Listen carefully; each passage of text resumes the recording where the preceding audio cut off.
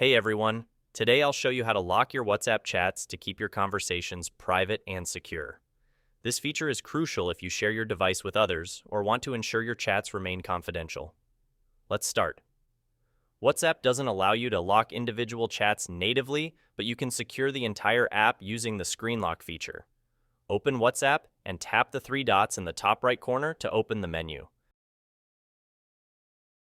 Go to Settings and select Privacy.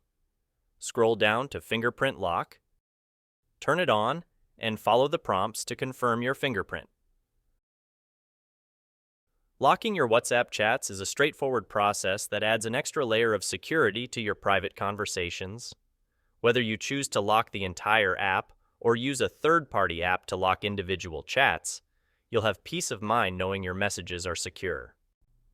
Thanks for watching. If this video helped you, please like and subscribe. See you next time.